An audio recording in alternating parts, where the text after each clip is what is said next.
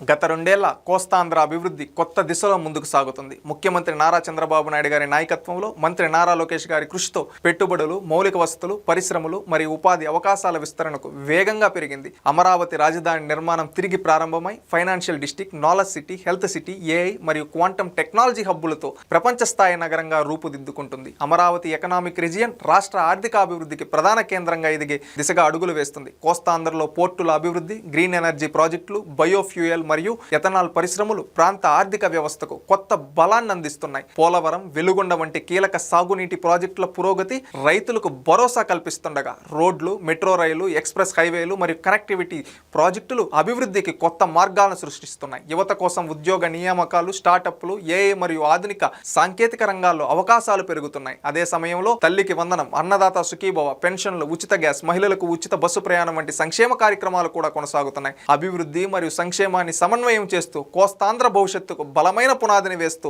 రెండేళ్ల నమ్మకంను మరింత బలపరుస్తుంది.